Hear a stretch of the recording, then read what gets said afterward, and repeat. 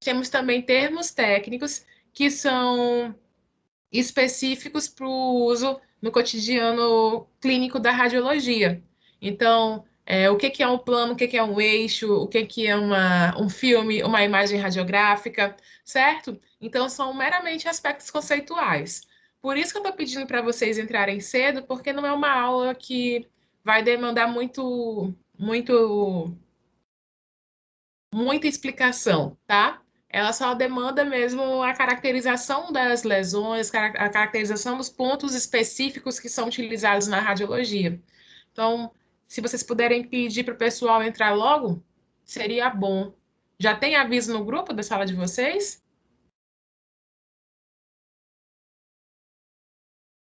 Já a Dani já colocou. Hum.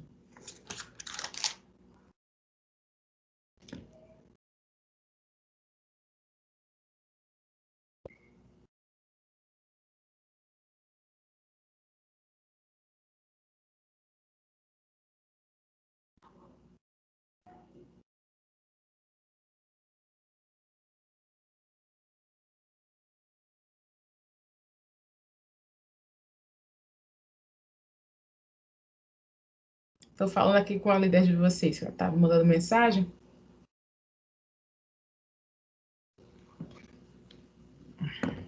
Vamos lá, então.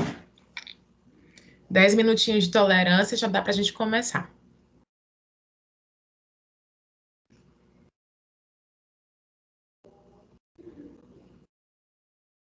Vocês estão olhando a minha tela?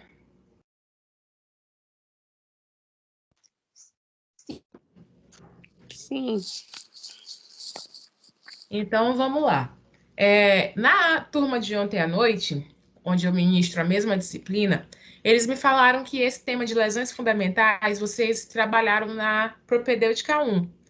E aí eu queria saber de vocês se vocês também já trabalharam esse tema, lesões fundamentais. Já escutaram? Sabem o que que é?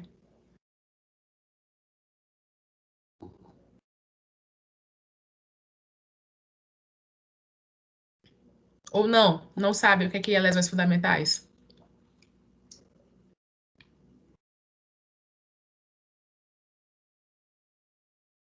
Essa é a parte que vocês respondem.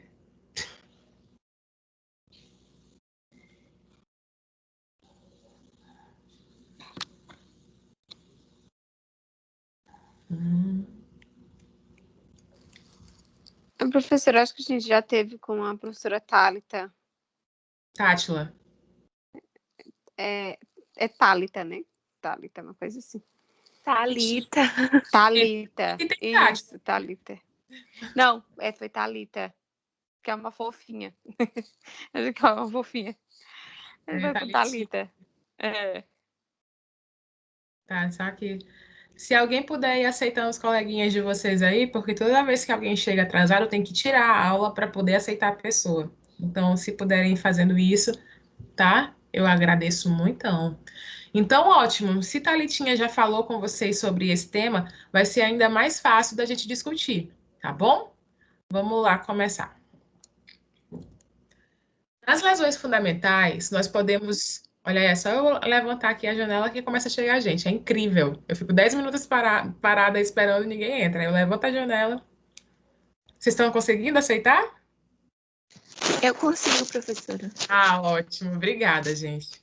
Então, aqui, dentro da classificação de alterações que a gente pode evidenciar, caracterizar dentro da estomatologia, nós podemos ter uma classificação, né, muito bem pontuada, relacionada à alteração de cor, à alteração de volume, de tamanho, né? Então, isso acaba refletindo em nomenclaturas específicas, que quando você utiliza no cotidiano clínico, o outro profissional acaba entendendo o que você quer dizer. Então, é o vulgo jargão clínico, né? Que é necessário que vocês saibam, que vocês entendam, para que a descrição não ocorra de uma forma leiga. Por exemplo, a gente não chama de ferida, né? A gente pode chamar de uma ulceração, de uma exulceração, né? Pode chamar também uma pústula, ao invés de usar o termo bolinha de pus, Então, são temas que vão refletir na sua forma de falar e na sua forma de conduzir o caso. Além disso, a gente verificou na aula passada que a ficha clínica ela precisa ser preenchida de uma forma adequada. E eu só consigo preencher se eu utilizar esses termos que são característicos da semiologia, tá bom? Então, a primeira coisa que a gente vai pontuar são as alterações de cor. Nessas alterações de cor, eu tenho as famosas manchas ou máculas. Essas manchas ou máculas, elas são caracterizadas como alterações da cor da pele sem relevo ou sem depressão.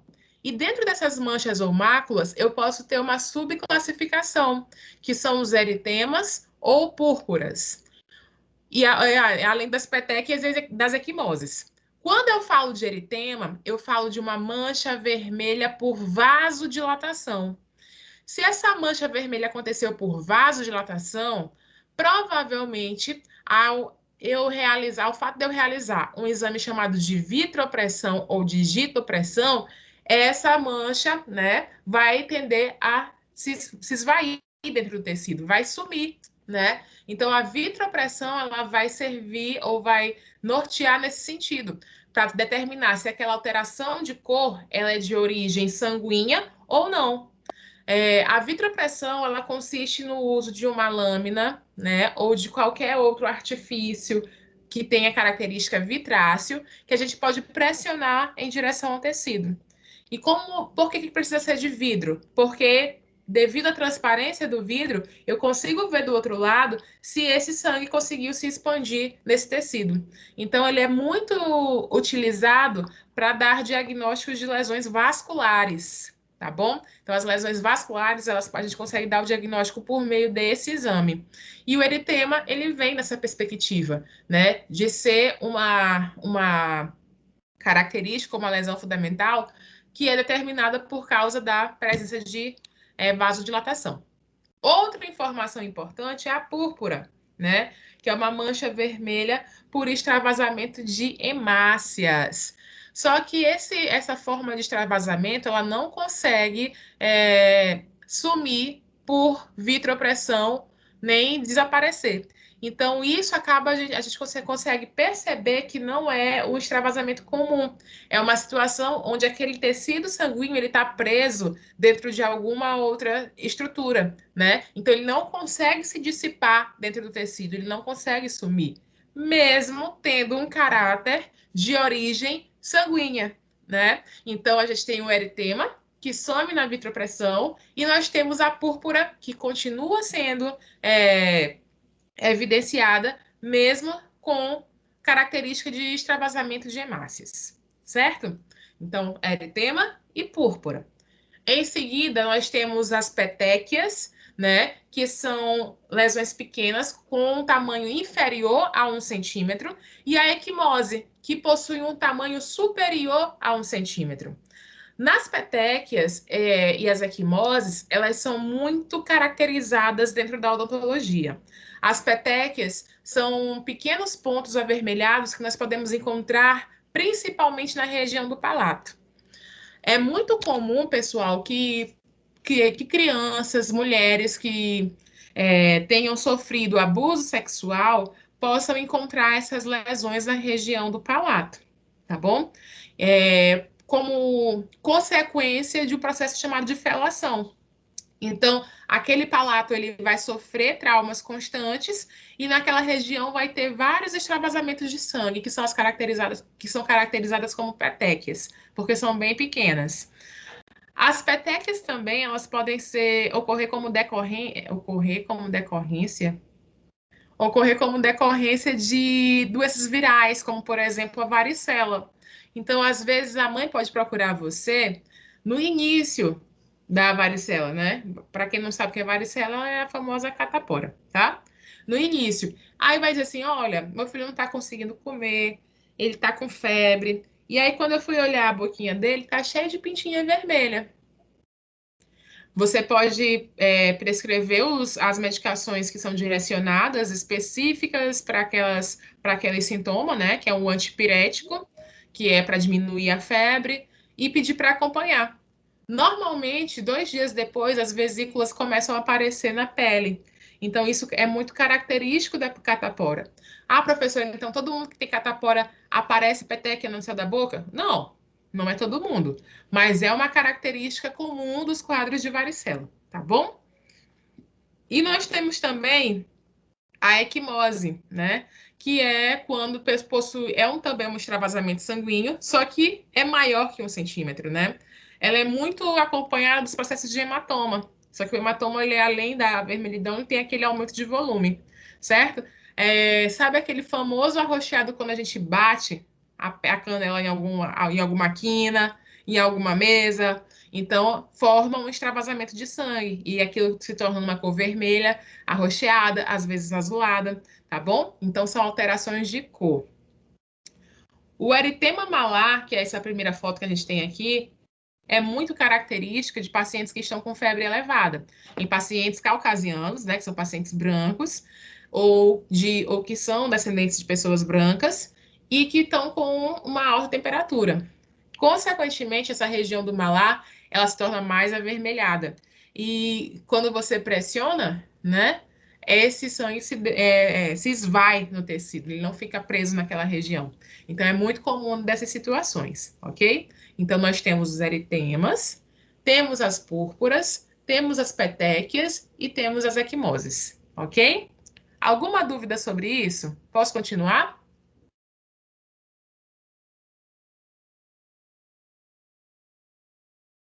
Vocês estão calados hoje?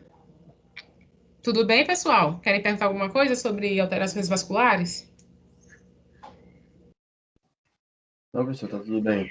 Pode continuar. Além dessas alterações, nós também temos manchas pigmentais por perda, né, da informação melânica, por perda da informação melânica. Por exemplo, a leucodermia gutata, que é um sinal de fotoenvelhecimento. É muito comum que essas pessoas que são submetidas a esses bronzeamentos artificiais tenham essa perda de pigmento bem pontual, distribuída em toda a pele. Às vezes na face, às vezes no busto, às vezes nos braços e pernas. Então, são perdas pontuais, né? Eu não sei se vocês conseguem ver na imagem, várias bolinhas brancas. E às vezes são bem dispersas, elas não precisam nem estar agrupadas dessa forma. Provavelmente alguém da sala que já tenha feito bronzeamento artificial já possui esses pequenos sinais, independente da idade. E é interessante que elas aumentam. Quanto mais velha a pessoa, mais essas pequenas peculiaridades se apresentam. Então, se vocês atenderem um paciente mais idoso, é comum que ele apresente essas leucodermias na região da pele. É muito mais comum em pacientes brancos, porém, pacientes afrodescendentes negros, eles também podem apresentar essa alteração, ok? A leucodermia gutata, ela vai ser diferente das máculas acrômicas, que são bem maiores, são dispersas no corpo e tendem a aumentar caso não sejam controladas, né? E um caso muito específico que a gente vai conseguir ver essa mácula acrômica é no vitiligo, né? Então, o vitiligo, a gente tem regiões onde a pessoa vai perdendo as células melânicas. E essas células melânicas deixam de produzir melanina. E como se trata de uma doença que tem crescimento exponencial, caso não controlada, ela acaba tendo cada vez mais expansão em diferentes partes do corpo. Mácula acrômica é diferente de mácula hipocrômica, que são características da hanseníase. A gente também tem uma perda na coloração, porém ela não é tão expressiva quanto a do vitiligo. E a gente também tem outras características nas regiões onde tem essa perda de cor, como, por exemplo, a pessoa deixa de sentir também o tato nessa região onde tem essa alteração de cor, né? Então, isso é um diagnóstico diferencial, né? Estabelecido entre essas duas lesões, entre hanseníase e vitiligo. Temos também as máculas hipercrômicas, onde um grande exemplo de uma mácula hipercrômica são os melasmas. Dai, tu desenvolveu melasma durante a gravidez, Dailane? Eu desenvolvi na gravidez de Benjamin, mas foi até um processo bem, bem estranho. Passei por vários dermatologistas, porque não foi assim, não foi essa mancha escura, né? Nesse tom de marrom. Então, a princípio, eu fiquei com medo de ser vitiligo, fiquei com medo de ser até hanseníase, né? E Uhum. aí, eu acho que na última Ficou. dermatologia. Pois é, ela nem me deu o nome específico, mas não teve aumento, né? Não aumentou, simplesmente paralisou. Ela como se fosse um sinal Uhum. que já tá aqui na minha pele, no meu organismo, só que só vai apresentar a partir, assim, geralmente depois dos 30 anos. E fica sempre como se fosse um círculo, né? No rosto, que são algumas manchas brancas. Mas não Ah, me falou ao sim. certo nome. E parou, mas também não sinto nada, não aumentou. Só tem uso protetores, usei alguns remédios e pegar um pouquinho de sol, esses cuidados. Certo. Então não era uma mácula hipercrômica. Apareceu Não, uma mácula hipocrômica, com baixo teor de isso, melanina. bem Ah, parecida. Eu tava certo, analisando entendi. aqui os brancos. Não, não, porque é diferente mesmo. Talvez a Pois é. oscilação hormonal que tu teve durante a gravidez de Benjamin fez com que o aspecto desse sinal aflorasse, ficasse mais evidente, É, né? A variação é isso que ela hormonal falou. de primeira gravidez, porque a segunda tende a ser mais tranquila, né? Uma gravidez nunca é Sim, igual à outra. E aí você deve é ter verdade. aflorado mais na gravidez do Benjamin, né? Mas Isso. que bom que tu não teve melasma, porque o melasma ele é bem pior de ser tratado. Todo mundo que Pois fala, é. né? Todo mundo que fala de melasma explica que ela aparece durante a gravidez, não tem cura e ela tende a diminuir depois do parto, né? Com a nivelação dos níveis de hormônio, mas não tende a sumir. Então, toda vez que se você se expõe ao sol, elas tendem a aparecer mais, elas tendem a ficar mais evidentes, né? Então, são informações que vocês precisam lembrar para poder colocar na ficha clínica. Lembrem que vocês vão avaliar o rosto do paciente como um todo. E qualquer alteração como essa precisa estar descrita na ficha clínica para que vocês tenham uma boa anotação dela, tá bom? Paciente grávida, apresentou melasma, conversem com elas sobre isso. Às vezes elas se apresentam inseguras, falem que às vezes não tem mesmo reversão, mas que pode ter um controle, uma diminuição depois do parto. E encaminhem esses pacientes para um dermatologista, caso seja uma queixa dessa paciente, tá bom? Pacientes com hanseníase, às vezes nem sabe que tem hanseníase. Então, o fato de vocês olharem, perceberem aquela alteração de cor, fazerem testes de toque, também podem auxiliar esses pacientes a procurarem um atendimento mais precoce. Então, tudo isso, nós, como profissionais da saúde, devemos sempre estar com olhos muito abertos para poder verificar quais são as possíveis tendências de alterações que aquele paciente pode apresentar. Além das alterações de cor, nós também temos as formações sólidas. E essas formações sólidas, elas podem ser classificadas como pápulas, como placas, como nódulos ou como nodosidades e tumores. As pápulas, pessoal, são lesões sólidas, circunscritas, ou seja, muito bem delimitadas. Podem ser elevadas, ou seja, podem ser altas, porém elas possuem um tamanho menor que 1 centímetro. Então são muito pequenas. Diferente das placas, que são lesões elevadas, de superfície geralmente plana, não possuem uma delimitação circunscrita, elas são bem, como é que a gente pode falar? O seu limite, ele é bem disperso no tecido. Ele não tem aquela característica de ser circunscrito como a pápula, né? Ele não é redondinho, delimitado como a pápula. E a placa, ela pode também ter alterações na sua superfície. Então, às vezes, aquela superfície da placa, ela tem uma crosta aderida, ela pode ter um processo descamativo naquela região, ou até pode ser hiperqueratinizada. Você só consegue perceber que a superfície daquela placa ela vai ser diferente do tecido que está ali ao redor dela, tá bom? Além da placa, nós também temos os nódulos, nodosidades ou tumores. O nódulo, quem é um nódulo? Ele tem uma característica muito similar à placa, à pápula, mas ele tem um tamanho maior, né? Então ele está por ali entre 1 a 3 centímetros, mas ele também é circunscrito, delimitado, saliente, tá bom? Já o tumor, ele é uma lesão sólida, circunscrita também, só que muito maior, tá bom? O tumor, ele também pode ser chamado de neoplasia. E esse tumor pode ser tanto benigno quanto uma tumorosidade maligna, né? E só pode ser falado ou descrito dessa forma acompanhado de um exame complementar, que é o histopatológico, que vai lhe auxiliar a determinar se existe benignidade ou malignidade naquele tumor. Então, professora, aí é realizada a biópsia, né? sim, dependendo da característica desse tumor, deve-se Sim. realizar uma biópsia.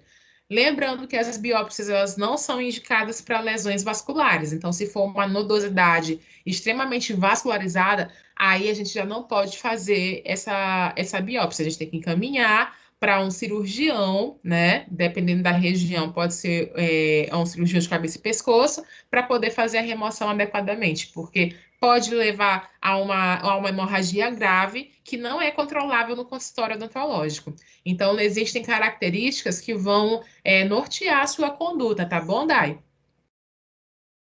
Entendi. Então, aqui nesse slide, nós temos a demonstração de algumas alterações sólidas. Então, aqui em cima eu tenho a placa, e aí vocês conseguem perceber, ela não é tão elevada, mas a gente tem uma pequena elevação, não é delimitada e circunscrita como, por exemplo, o nódulo, ok? Na região superior da placa, a gente tem uma alteração nessa superfície, então é um local mais ressecado, às vezes apresenta descamação, às vezes até uma crosta por cima, então são alterações bastante específicas. Esse líquen, ele está na região da pele, mas ele também pode se apresentar na região de mucosa, que é o famoso líquen plano, né? Que vocês acho que já devem ter escutado falar, que é uma doença autoimune e aparece como um processo degenerativo da pele. Então, o líquen plano, ele é caracterizado como uma placa, porque ele tem alteração na superfície, ele tem alteração de contorno e por ser elevado. Aqui embaixo nós temos as pápulas, né? Que é característico de doenças como, por exemplo, a escabiose, que causa aquela coceira, certo? Não é coceira mais, como é que é o termo técnico? Que a gente não chama mais coceira. Como é que é? Quem lembra da aula passada? Coceira. Prurido. Prurido, muito bem. Então, uma escabiose é uma doença, né, que tem como principal sintoma o prurido. E também pode ser caracterizado por apresentar as pequenas pápulas, que também são características de reações alérgicas, ok? Aqui nós temos o nódulo, bem circunscrito, que aqui que provavelmente é um carcinoma basocelular, como disse aqui embaixo, né, por causa das alterações de contorno que existem, por causa da vascularidade e da região. E aqui um melanoma, que é um tumor maligno, né, onde já tem perda de contorno, mas a gente consegue perceber que ele tem uma característica também bem circunscrita, né, diferente da placa e diferente da pápula.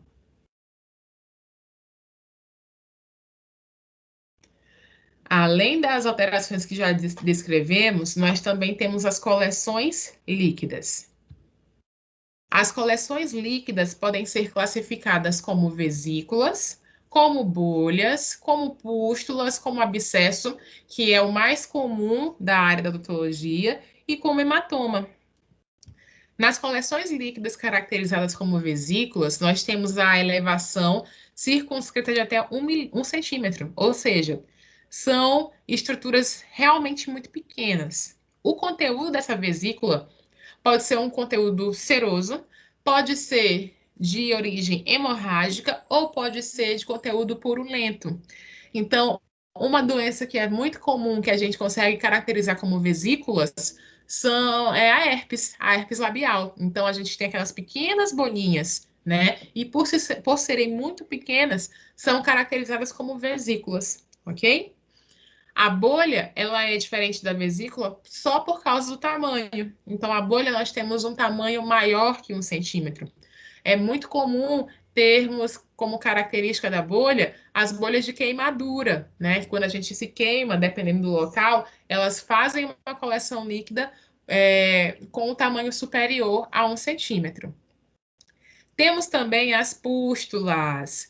A pústula é muito caracterizada pela presença de acne, né? Então, na acne, a gente faz pequenas pústulas que têm uma elevação até 1 centímetro, ou seja, tão pequena quanto a vesícula, mas são específicas porque o conteúdo é apenas purulento. A gente não encontra outro conteúdo dentro dessa região, dessa característica de pústula, tá bom? E o abscesso? O abscesso, ele também vai ser caracterizado por uma coleção purulenta, mas ocasionada pela degeneração de tecidos adjacentes.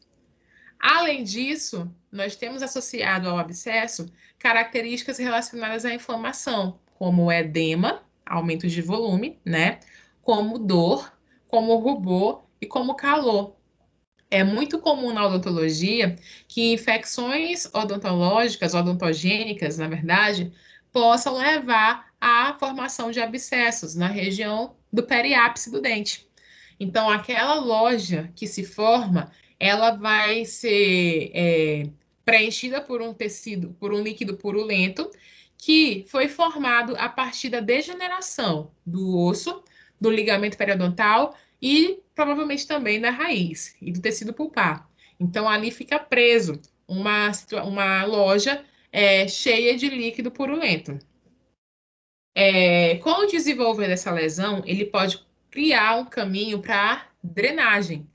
Esse caminho para drenagem a gente chama de fístula. Então, normalmente o paciente chega para a gente dizendo que tem uma bolinha no pé do dente.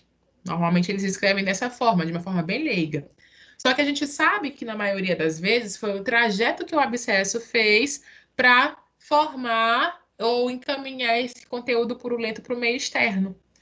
Esse abscesso ele pode ser tanto intraoral, como também pode ser extraoral, que são aqueles abscessos que vocês olham nas imagens assim aterrorizantes, quando o paciente chega com aquela coleção purulenta na região exterior do rosto, né? Na face. E por último, nós também temos o hematoma, que ele é formado por causa de um derrame de sangue, certo? Então, o hematoma, ele pode andar juntamente com a equimose. A gente pode ter a equimose, que é relacionada à alteração de cor, mas se a gente tiver essa alteração de cor junto com um aumento de volume, a gente já pode chamar também de hematoma. Então, aqui na primeira imagem, nós temos as vesículas, que são características da herpes. Aqui nós temos as bolhas, e a gente consegue perceber que a bolha ela possui um tamanho superior aos da vesícula. Aqui nós temos a acne, que são pequenas como vesículas, mas no seu interior nós temos apenas conteúdo purulento. Nós temos o abscesso, e a gente consegue perceber que ela pode ter tamanhos variados, não especificamente é pequena, como uma pústula, e que vai estar relacionado a um aumento de volume considerável, a características infecciosas, como, por exemplo, rubor, dor. Esse paciente provavelmente também vai estar sentindo febre e outras características relacionadas à infecção, ok? E nós temos o hematoma, que é essa alteração de cor associado com aumento de volume, ok? E tem a origem sanguínea apenas, né? Característica de extravasamento de sangue. Importante lembrar que o hematoma, ele também é comum da gente encontrar no cotidiano clínico da gente, cirurgião dentista, por causa das características de trauma. Então, aquele paciente que sofreu um trauma por uma queda de bicicleta, né, por um acidente de trânsito, ele pode apresentar, sim, características de hematoma. Professora, Oi? Na caso para drenar o abscesso, como é que é feita essa drenagem? Vai depender da cidade, como tá as características desse abscesso. Se for um abscesso que a gente consegue perceber que ele é todo formado apenas por conteúdo purulento, é só pus, são feitas as anestesias ao redor daquela lesão.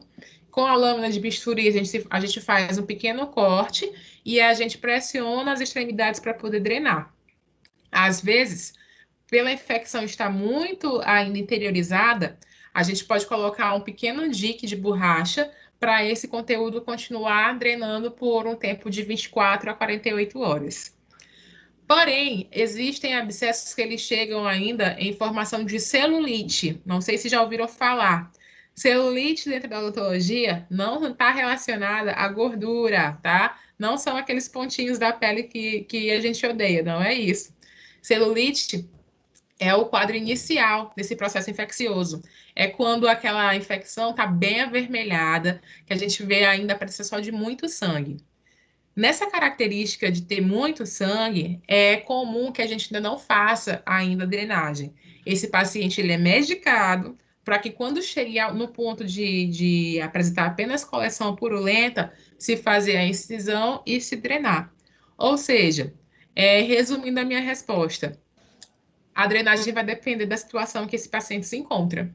E aí vocês vão apresentar. No caso, quando apresenta só celulite, o tratamento é antibiótico terapia, professor? É, medicamentoso, inicialmente, porque é muito. A celulite é como se fosse um quadro pior do que o abscesso. Mais perigoso, no sentido de ser mais perigoso. Porque ali a gente só tem alteração sanguínea. E ali é como se fosse o quadro inicial. Então, o quadro viral, o quadro bacteriano está muito alto naquela situação. Então, a gente ainda não faz a incisão, só faz quando está na característica de abscesso. Mas são cenas dos próximos capítulos. Titio Ciro que ensina isso para vocês, viu? Aí ele dá uma aula muito boa em relação a isso. Aguardem. Tá chegando lá já, na verdade. Nem sei se é Ciro, às vezes é Neuri também que pode dar essa aula para vocês. Além das alterações que a gente já falou, nós também temos as alterações de espessura. E em relação à espessura, nós temos a hiperqueratose, nós temos a liquenificação e nós temos o edema. O edema é o que vocês já conseguem entender, que é o aumento de volume. Muito característico, por exemplo, da gengivite, onde a gente vê que a gengiva ela ganha um volume relacionado à inflamação, que a gengiva ela fica edemaciada, tá bom? Nós também temos os processos de liquenificação, que são caracterizados principalmente pela doença do líquen plano, por isso que a gente tem essa nomenclatura. A liquenificação ela é visualizada como estrias esbranquiçadas na pele ou na mucosa. Essas estrias elas vão ganhar um nome específico, que são as estrias de Wickham, tá? E elas parecem um rendilhado, assim, tem um aspecto meio quadriculado. Elas são bem específicas dessa alteração. Além da liquenificação, nós temos os processos chamados de hiperqueratose. E na hiperqueratose, o que a gente tem como resposta? Aquele tecido, ele vai ter um processo de formação da camada córnea. A camada córnea vai ficar mais exacerbada. E a gente sabe que na camada córnea, o que a gente encontra é meramente queratina. Então, em pacientes, por exemplo, que usam aparelho ortodôntico, normalmente a gente encontra esses processos de hiperqueratose. Por quê? Lá atrás existe a banda, né, aquele tubo, e com o fio ortodôntico que fica pressionando a região jugal. Isso é um exemplo muito, muito comum do cotidiano clínico de vocês. Então, lá naquela mucosa jugal, a mucosa não vai ficar só recebendo porrada o tempo todo e formando ferida. Não é isso. Ele vai procurar um jeito de se defender daquele ataque do tubo e daquele ataque do aparelho ortodôntico. Então, ele vai criar uma camada mais grossa. Visualmente, essa camada mais grossa, a gente vai perceber que ela fica um pouco mais esbranquiçada. E isso é um processo que a gente chama de hiperqueratose. Então, clinicamente, a gente consegue ver essa característica de estar um pouquinho mais esbranquiçado. Por exemplo, nessa imagem, essa hiperqueratose aconteceu por causa da presença desses dentes, que perderam as características anatômicas e que devem estar com um processo ou com um formato extremamente pontiagudo. Então, o contato constante desses dentes pontiagudos na região do lábio levou o lábio a ter uma formação de proteção. Então, essas lesões esbranquiçadas nada mais são do que processos de hiperqueratose, tá bom? Outra hiperqueratose ocasionada pela oclusão, né? Esse paciente provavelmente ele morde constantemente a região jugal, e aí nós temos a formação dessa linha hiperqueratótica como um processo de proteção, né? Em relação a esse trauma constante. Então, toda vez que eu tenho uma região onde eu tenho um trauma constante de alguma estrutura, essa mucosa ou essa pele vai se defender. E essa forma de defesa é aparecendo processos de hiperqueratose. Aqui, só para mostrar mais uma vez um processo de liquenificação, onde a lesão principal que vocês conseguem perceber é o processo erosivo aqui central, mas se vocês prestarem atenção, existe uma formação esbranquiçada em forma de estria no decorrer de toda a mucosa ao redor. E essas estrias que vocês conseguem ver ao redor da lesão ulcerativa do líquen plano, né? Essas lesões estriadas são as estrias de Wickham. Então, elas são bem características de processos de liquenificação, ok? Lembrar que líquen plano é uma doença de origem autoimune, ok? Então, não existe um tratamento específico para a lesão, mas sim para essa lesão, né? Mas sim para um tratamento sistêmico. E o edema, né, que é relacionado ao aumento de volume. E na cavidade oral, o edema mais comum que a gente encontra é o edema gengival, ocasionado por causa da gengivite, ok? Então, essa gengiva, quando a gente toca, ela extravasa sangue, né? Comumente extravasa sangue. Professora, como é que esse edema poderia sumir? O uso de fio dental e escovação, ok? Orientação de higiene faz com que esse edema regrida. Um dos últimos últimos tópicos relacionados às lesões fundamentais são as perdas e reparações teciduais. Dentro das perdas e reparações teciduais, nós temos a exulceração, nós temos a ulceração, nós temos as fissuras e as crostas. A exulceração ela é caracterizada como uma perda superficial, somente ali na epiderme, ou seja, não se trata de uma ferida profunda, é uma ferida que está ali bem na região superficial da pele. A ulceração, em contrapartida, ela consegue ser caracterizada por uma lesão que atinge tanto a epiderme quanto a derme, ou seja, ela é mais profunda do que a exulceração. Nós também temos como característica as fissuras. Na fissura, ocorre uma perda linear. Então, é muito comum nas regiões de orifício, né? Orifício da vagina, do ânus, mas também da cavidade oral. É muito comum em pacientes que têm aquela quelite angular, né? Que é a famosa boqueira, que vocês escutam muito no interior falar de boqueira. Então, aquelas linhas que aparecem na região do canto da boca, nós chamamos de fissuras, ok?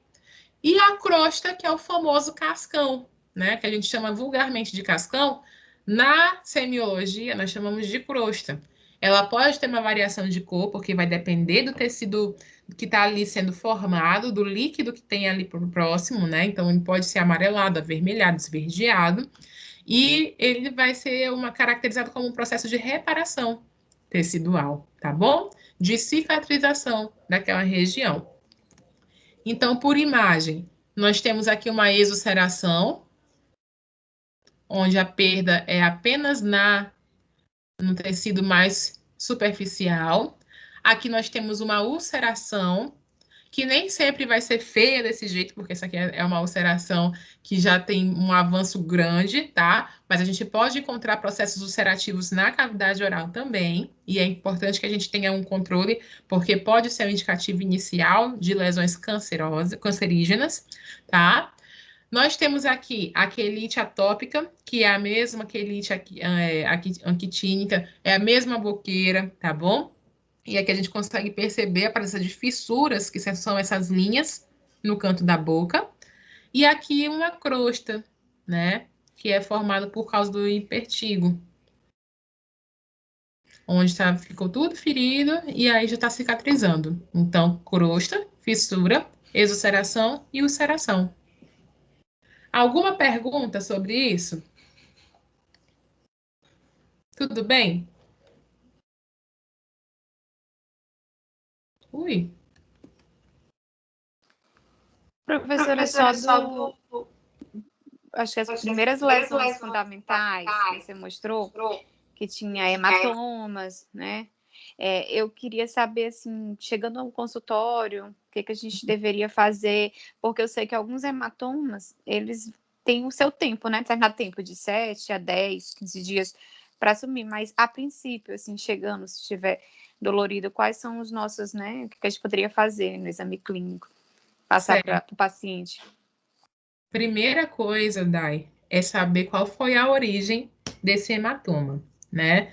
Como eu falei para vocês, tem muito paciente que chega para a gente, principalmente na rede pública, que é vítima de violência doméstica. Então, você ter o jeitinho de saber qual foi a origem desse hematoma.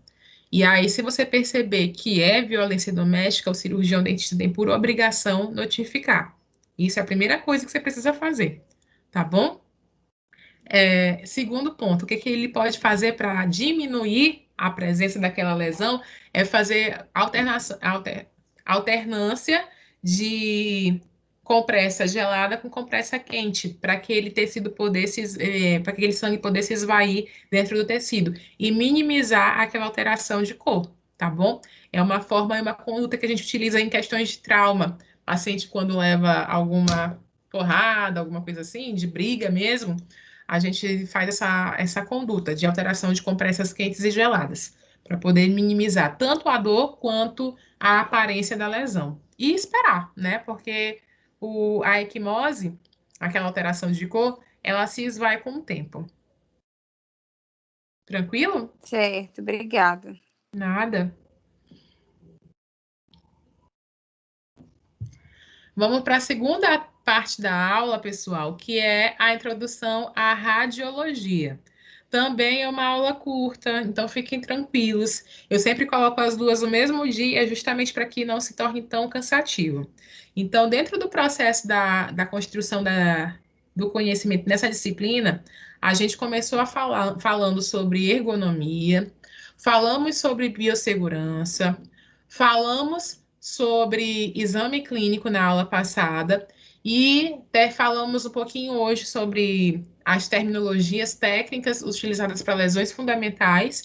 E hoje nós começamos o nosso estudo sobre a radiologia, que é o assunto que permeia grande parte do conteúdo dessa disciplina. Então, dentro da radiologia, nós temos um mundo de informações. Na verdade, até atualmente, a gente nem utiliza mais o termo radiologia. Eu acho que é muito comum vocês escutarem até o nome imaginologia, né? Porque a radiologia, ela acaba centrando em imagens radiográficas. E a gente sabe que atualmente hoje o cirurgião dentista, ele também trabalha com tomografias computadorizadas, scanner digital e outras variações de exames de imagem que auxiliam muito a gente na conduta terapêutica diária, né? Então, bem-vindos a esse tema. E lembrando que semana que vem o show vai ser de vocês. Não sei se vocês estão lembrando, mas semana que vem tem a apresentação de seminário. Todo mundo lembra?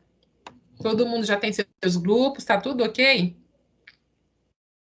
Alguma dúvida em relação à apresentação dos seminários? Professora, eu entrei quarta-feira na semana passada, eu não estava nem sabendo Quem é dessa Michelle? questão. Você Não me é assusta, isso, Michele, é Michele. Fernando. A conta que é da minha esposa. Ah, Estou usando o notebook dela, do trabalho dela, ela já tem a conta. Mas é Fernando Ramos, professora, que eu entrei oi, semana passada, que o. Até o Lucas falou com você, o Lucas entrou em isso. contato, que eu tava. Tá? Aí eu não estava nem sabendo desse seminário. Eu falei semana passada no seminário para Eu vocês, não. tá? Sei. Não, mas até no momento que eu entrei, eu acho que eu entrei umas 8h15 até então. Eu não Tu lembro perdeu disso o ela ter início da falado, aula, não. né? Pois Eu acho é, que mas tá gravadinho lá bonitinho. Então, o que que você vai fazer a partir de agora, Fernando? sim. Você vai falar com uma das líderes. Não sei se tem alguma aqui presente hoje. Deixa eu ver se Dani já chegou, não. Você vai falar com uma das líderes. Já tem o telefone da Rafisa? Fernando? Teu microfone está desligado. Oi. Tem o Oi. telefone da Rafisa? Peguei ontem à noite com outra turma de Com a turma da 2019. Eu acho que foi Sim. com uma. Eu estava numa turma de 2019, 2. Aí essa aluna que me passou a turma dessa agora de manhã, me deu contato ontem da Rafisa. Aí eu Foi falei a, ontem, né? ontem com ela ontem à noite. Uhum. Ela que me passou o link. Tu vai ficar no mesmo grupo que elas, tá bom? Eu vou depois avisar a Rafisa, tu vai ficar no grupo da líder. E Tá? aí, a ordem do dia era que eles me enviassem o PowerPoint até hoje, né? Eles precisam enviar para o meu e-mail até meia-noite. E aí, como ainda nem quase ninguém me enviou, pergunta se tu pode ajudar de alguma forma. Se não, tu pode ajudar na apresentação da semana que vem, tá bom? Ok. Então, é só para deixar claro que grande parte da nota de vocês, da nota formativa, vai ser na prestação da semana que vem. Então, se preparem em relação à internet, tenham um plano B, tá certo? Não deixem para treinar quando chegar aqui. Se preparem, porque como eu passei com muita antecedência a atividade, não existe motivo para não chegar no dia e dizer que não fez, que não deu certo e etc. Então, até hoje, às 23h59 do dia, né, da noite, aí eu vou estar recebendo os slides e semana que vem eu não vou nem abrir minha boca. O show vai ser todos vocês. Eu vou estar aqui só assistindo para aplaudir a apresentação de cada grupo, tá bom? Os demais, alguma dúvida sobre o tema? Já pesquisaram? Os slides já estão prontos? Como é que tá? Dai, Geise, Miriellen, Luíse, Joyce. Já está tudo encaminhado, professora. Ai, que coisa boa. Ontem à noite a gente estava só acertando alguns pontos. Ah, certinho. Então tá certo. Qualquer coisa me manda e-mail, mas também não deixe para enviar terça-feira, 10 horas da noite, alguma dúvida que eu não vou ver, tá? Então envie com antecedência caso tenha alguma dúvida. Então vamos lá. Introdução à radiologia. Normalmente, pessoal, os exames radiográficos, eles são utilizados transversalmente a todas especialidades da odontologia e também transversalmente a todas as etapas de atendimento. Então, quando eu vou fazer, por exemplo, um diagnóstico, na maioria das vezes eu preciso de um exame complementar adicional, como, por exemplo, nós temos aqui na primeira imagem. Esse tipo de radiografia, onde aparece parte dos dentes superiores e parte dos dentes inferiores, nós chamamos de radiografia interproximal. Na radiografia interproximal, é como se eu tivesse um exame 3x4, entendeu? Uma imagem 3x4, uma foto 3x4, ou seja, uma visão bem próxima daquela realidade que eu preciso observar. Então, são exames que são extremamente indicados para fazer o diagnóstico de lesões de cárie interproximal, ok? Então, é um tipo de exame específico para a etapa do diagnóstico, específico para o dia de exame clínico, que é a primeira vez que você olha o seu paciente, ok? Eu posso também utilizar recurso radiográfico na etapa de atendimento. Por exemplo, nessa segunda imagem, eu tenho uma radiografia caracterizada como periapical. Periapical. Então, aqui, o que eu estou olhando? Eu estou olhando as raízes dos dentes E nas raízes dos dentes eu consigo ver uma estrutura mais branca, né? Então, não sei se vocês já começaram a fazer endo em laboratório. Já começaram endo de laboratório? Pré-clínica? Não. Não, né? Então, existe uma etapa do tratamento endodôntico que a gente chama de prova do cone, onde a gente coloca a gutta-percha no interior de cada conduto. Aqui a gente já abriu o dente, já tirou a polpa de dentro, e aí a gente vai começar a fazer a obturação. Então, para saber se esse meu cone conseguiu chegar até no finalzinho da raiz, eu preciso fazer uma técnica radiográfica, que é a técnica de bissetriz, para poder saber se a minha conformação de conduto, tudo que eu fiz ali dentro está correto. Então, é uma etapa onde a radiografia foi utilizada durante o procedimento, ok? E eu também posso fazer uma técnica radiográfica para preservar, né? Para acompanhar aquele caso. Então, nessa imagem, eu tenho um pedaço de um exame chamado de panorâmica, que é um exame extrabucal, que a gente não costuma fazer no consultório, mas sim encaminhar esse paciente para fazer em outros centros de radiologia. Então, nesse exame, eu consigo sempre acompanhar se meu tratamento periodontal está fazendo efeito ou não. Se vocês conseguirem perceber, aqui onde tem as setinhas, a gente está tendo uma perda óssea, ok? E essa perda óssea, ela pode ser contornada com o tratamento periodontal. Então, como é que eu vou saber se meu tratamento está dando certo, né? Como que eu posso saber disso? Acompanhando por meio de exames constantemente. Então, esses exames vão auxiliar no meu processo de preservação, que foi o que a gente conversou na aula passada. Então, aqui nós temos 3 imagens distintas que me apontam e confirmam que a radiologia pode ser utilizada tanto no diagnóstico, como no planejamento, como no acompanhamento do tratamento de doenças bucais, ok? E também me mostra que eu posso utilizar técnicas radiográficas em diferentes áreas da odontologia. Que vocês podem dizer assim: não gostei de radiologia, não quero fazer exame radiográfico. Não tem como não gostar de radiologia. Porque se eu for da pediatria, eu preciso fazer o tempo todo diagnóstico de doenças, de lesões de cárie interproximal, então eu preciso fazer muita técnica interproximal.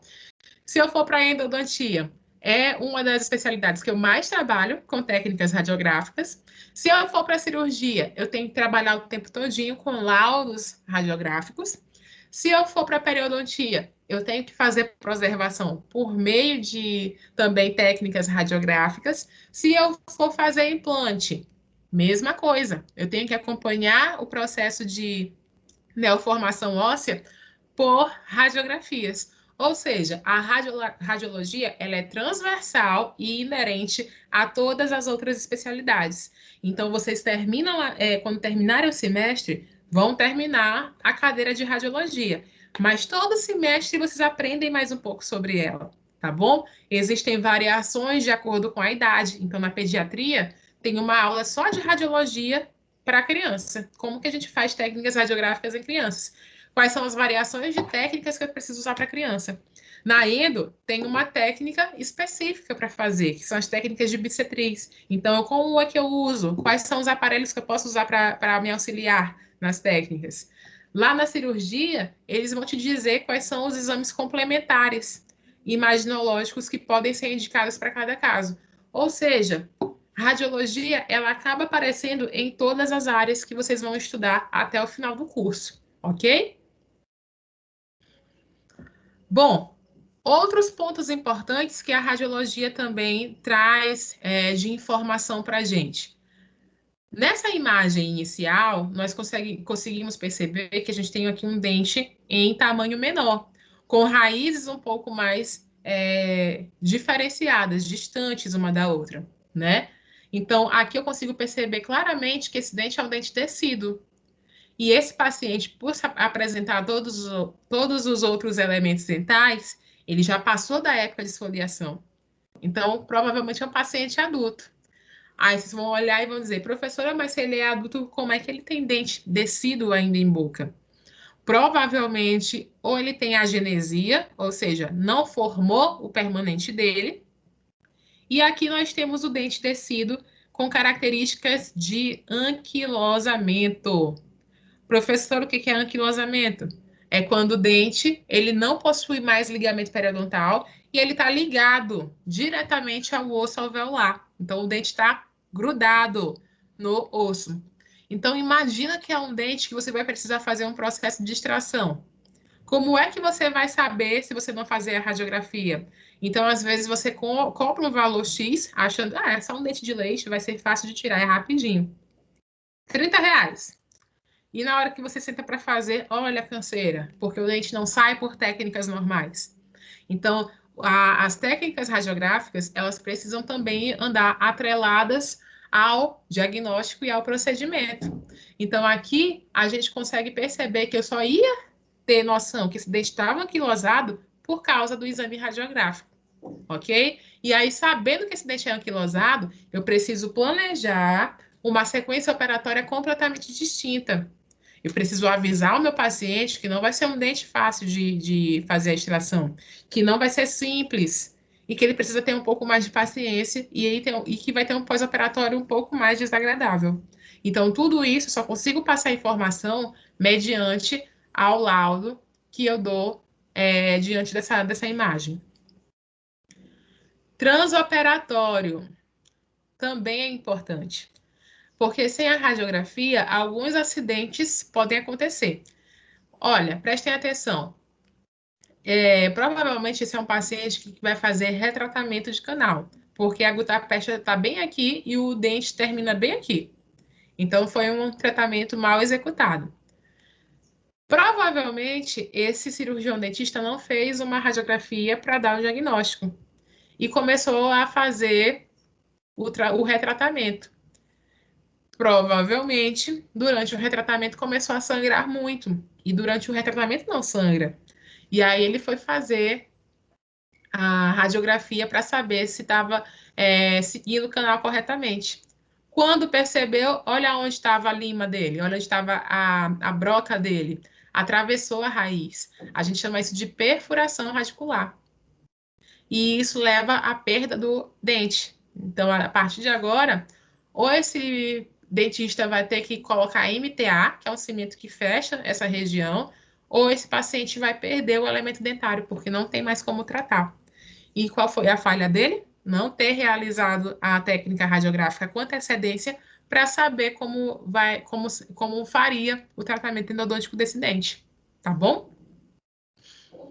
E aqui, no caso de acompanhamento, onde o dente também precisou fazer o retratamento, e depois de retratar, né, e fazer todo o protocolo de reabilitação desse molar, a gente percebe que a lesão que estava nessa região, ela conseguiu diminuir completamente, ok? Depois de retratado. Então, isso só consigo com técnicas radiográficas. Alguma dúvida, pessoal? Tudo bem? Posso continuar?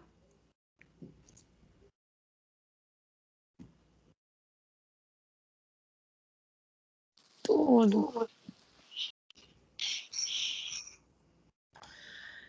Então, antes da gente começar a adentrar ao mundo da radiologia, especificamente, de falar sobre técnicas específicas, intrabucais específicas, extrabucais, nós precisamos aprender alguns termos técnicos, que não especificamente a gente vai utilizar aqui na radiologia, mas que vocês podem utilizar na ortodontia, porque tem muitos de vocês que vão se tornar ortodontistas um dia, que é uma especialidade que ganha muitos adeptos todo ano.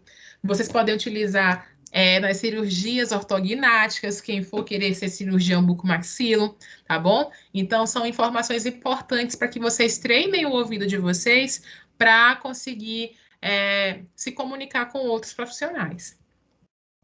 Então, o objetivo da aula de hoje é compreender a diferença dos termos utilizados na radiologia, entender os planos e posições anatômicas, entender quem são os pontos-chave considerados na radiografia, os termos comuns de incidência e a posição do corpo. Então, é uma aula meramente onde vai apontar termos técnicos para vocês, ok?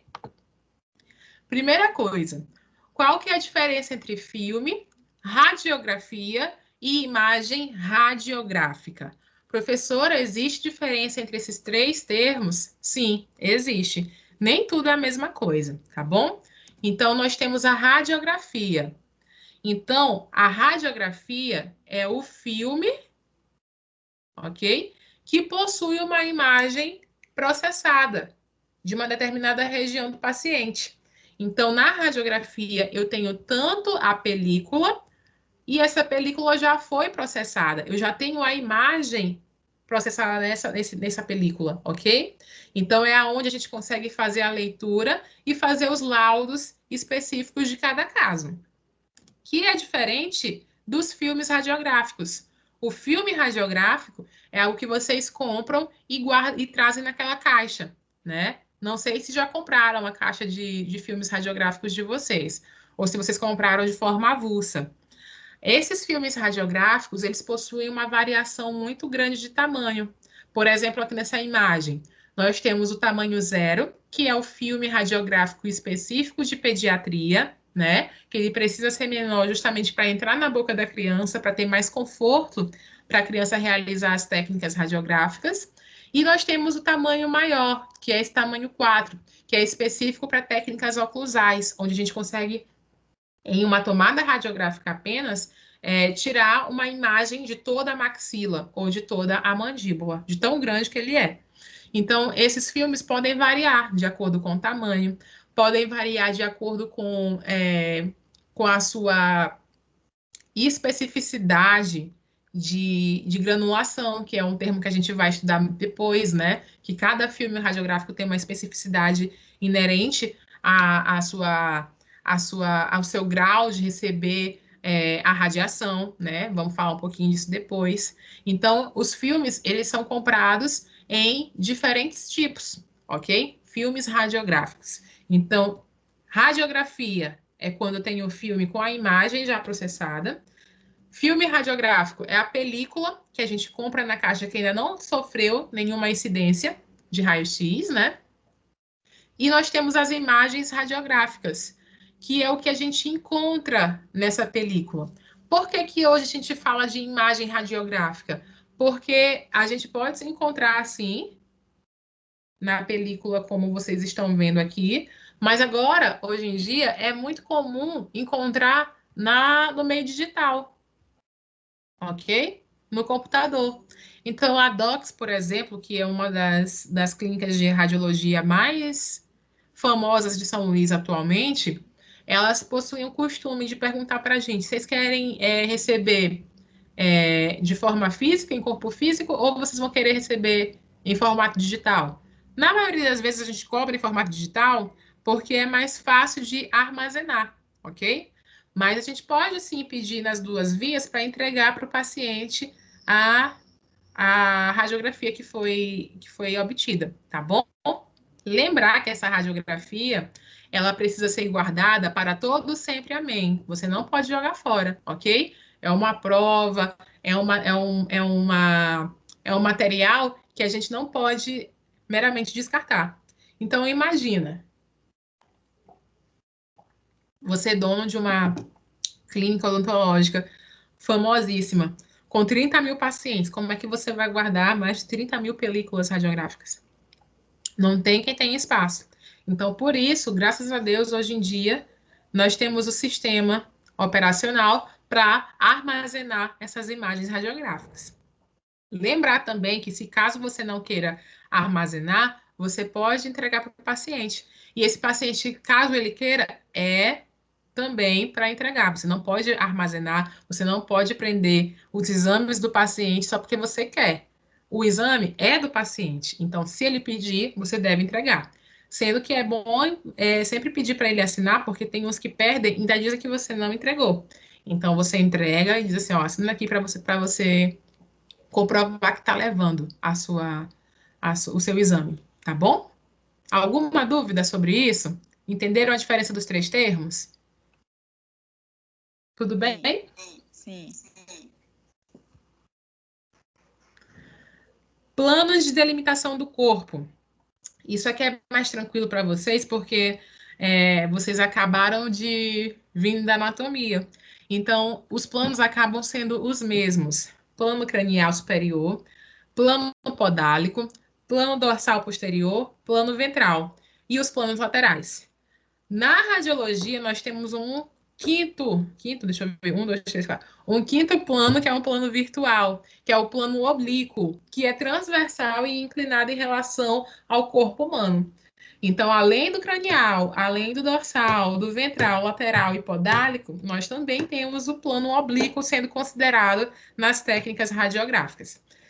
Então, se falarem que atingiu um plano oblíquo em direção ao plano ventral do paciente, quer dizer que aconteceu de forma inclinada, tá bom? Então, aquele eixo de radiação foi dirigido de forma inclinada em direção ao peito do paciente. E essas variações, elas são importantes que vocês tenham em mente, justamente para direcionar o técnico de radiologia ou a solicitação que você fizer para que você tenha a melhor visibilidade possível da estrutura, tá bom? Então, por isso que a gente tem que ter noção dessas nomenclaturas. Vamos falar, então, um pouco desses marcos topográficos e linhas e planos, tá bom? E os planos, pessoal, eles seguem também a mesma realidade do que vocês já estudaram em anatomia. Nós temos o plano sagital médio, que guia e orienta o posicionamento do paciente. Então, em técnicas radiográficas, o eixo longitudinal, o plano sagital médio, ele tem que estar perpendicular ao solo. Então, você traça uma linha média na cabeça do paciente e esse paciente tem que estar ereto para que esse plano seja perpendicular ao solo. Existe um outro marco, um outro plano que é muito famoso dentro da radiologia, que é a linha de Frankfurt, que também pode ser chamada de linha horizontal alemã, pode ser chamada de linha antropológica, de linha de Reyde. Então, ela liga o poro, né, do ouvido até a margem inferior orbital. Então, esse plano, ele que também está aqui representado no articulador, ele tem que estar paralelo ao solo em algumas tomadas radiográficas. Então, sempre falam assim, na descrição, por exemplo, de quando vocês forem ler sobre a descrição de uma tomada radiográfica relacionada à lateral da cabeça. Plano de Frankfurt paralelo ao solo. Vocês vão ficar aqui de acha é plano de Frankfurt. Então, lembrar que é a linha meato orbital, ok? Então, essa linha é a linha de Frankfurt. Então, essa linha tem que estar paralela ao solo. Linha sagital perpendicular, linha de Frankfurt paralela ao solo.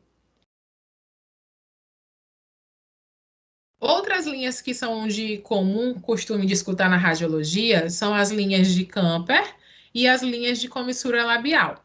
A linha de Camper é um plano, né? É uma linha que ela vai estar relacionada às tomadas radiográficas da região da maxila. Então, a gente leva em consideração o plano sagital médio e a linha de Camper paralela ao solo, certo? Mas se a tomada radiográfica for da região da mandíbula, nós levamos em consideração a linha tragos com missura labial. Então, a gente leva em consideração plano sagital, tanto para a maxila quanto para a mandíbula, e juntamente com o plano sagital, a linha tragos com missura labial, paralela ao solo, tá bom? Então, nós temos a linha de Frankfurt, linha de Camper e linha tragos com missura labial.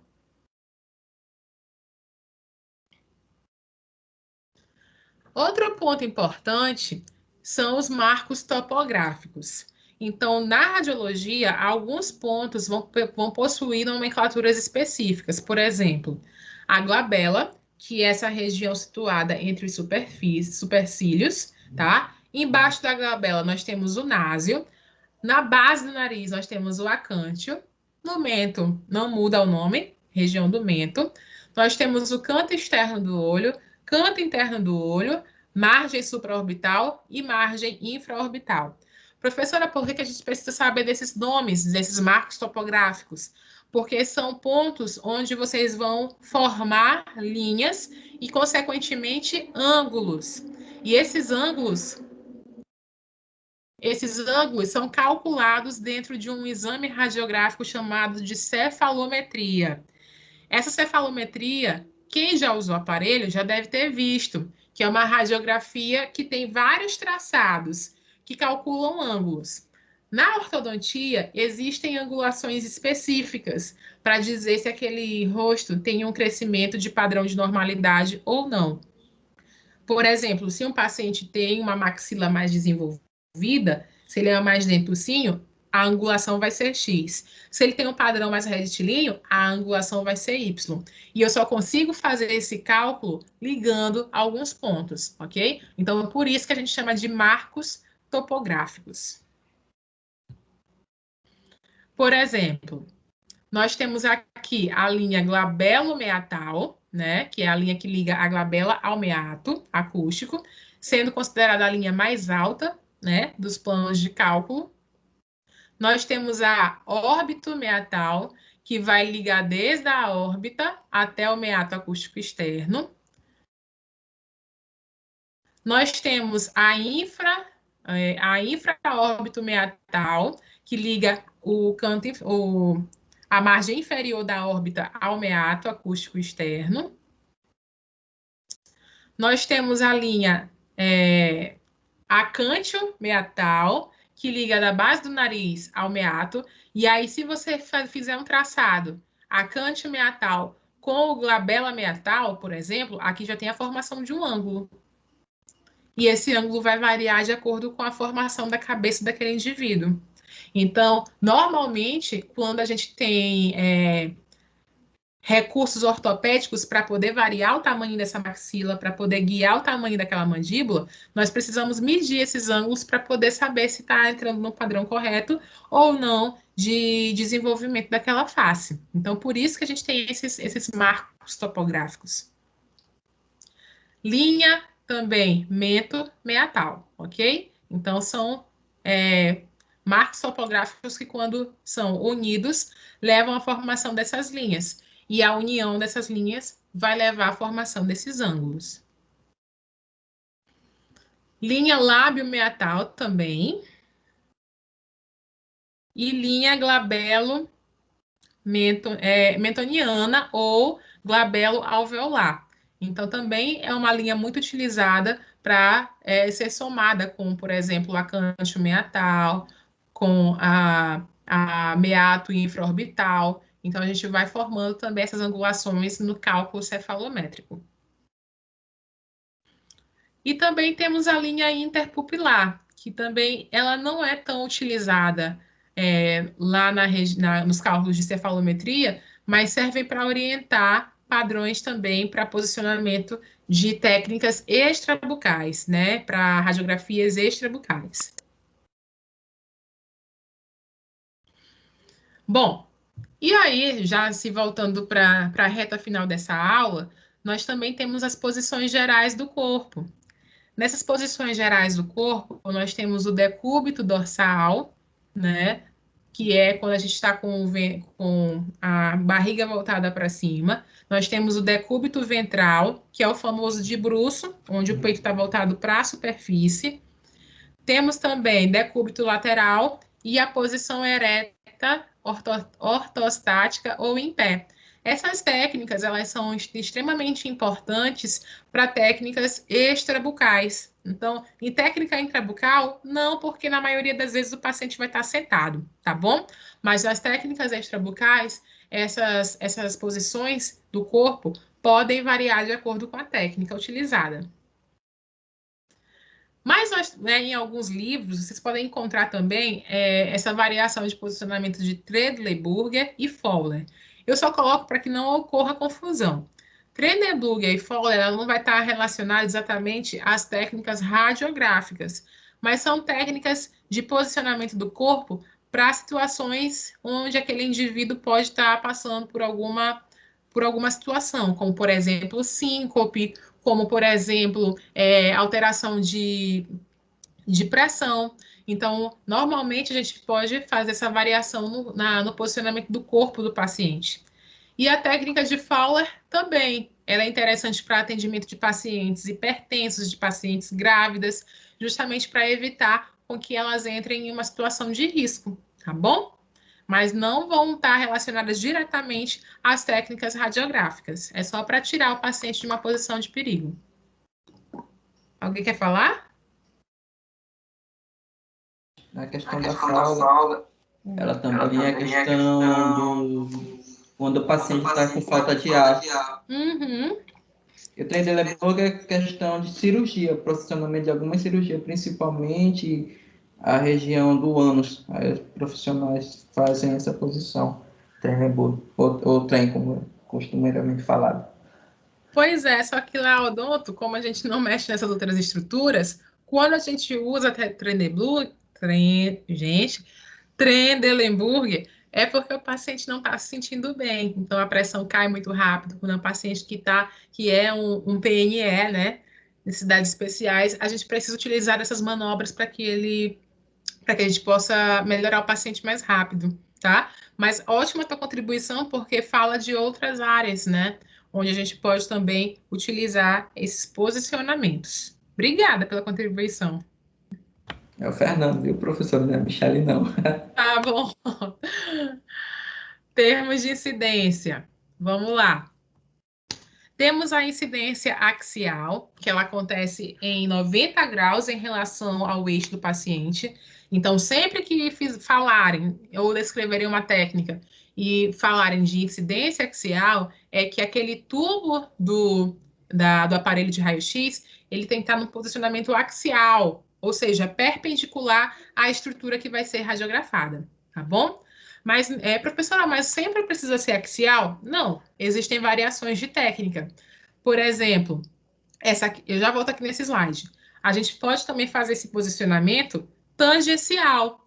Então, às vezes, é uma estrutura que ela numa técnica chamada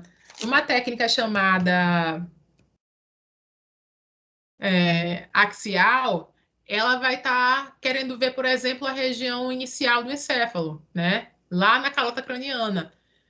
Se eu tirar a técnica por aqui, eu vou ter várias sobreposições de imagem até chegar na calota craniana.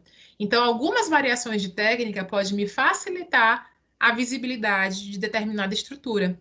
Então, por isso que a gente pode variar. Pode ser axial? Pode, mas eu também posso variar a técnica por uma incidência tangencial.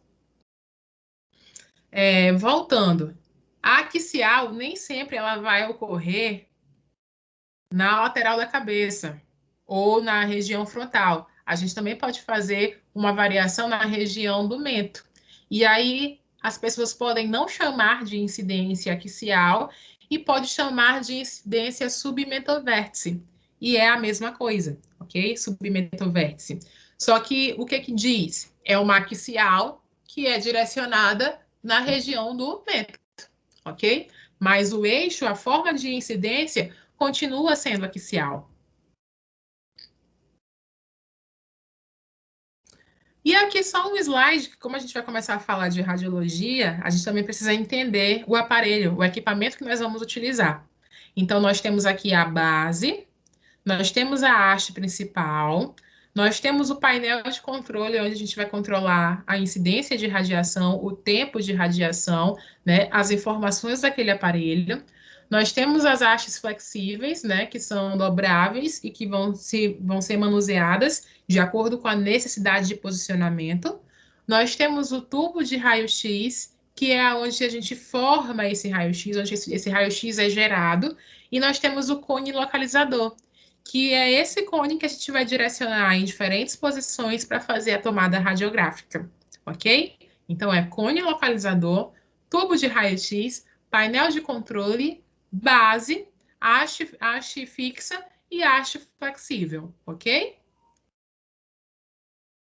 E é isso, pessoal. Eu disse que eram 2 aulas curtinhas, que hoje eu não ia encher muito o saco de vocês, porque vocês vão usar o tempo de hoje para fazer as atividades, né? Como sempre vocês deixam para o último dia, eu já calculei em fazer uma aula mais curta para que vocês direcionem o tempo de vocês para fazer a atividade e me enviarem até hoje. Lembrando que semana que vem vai ser o espetáculo de vocês. Alguma dúvida? Querem perguntar alguma coisa? Tá tudo bem? Joyce, Luíse, Miriellen? Tudo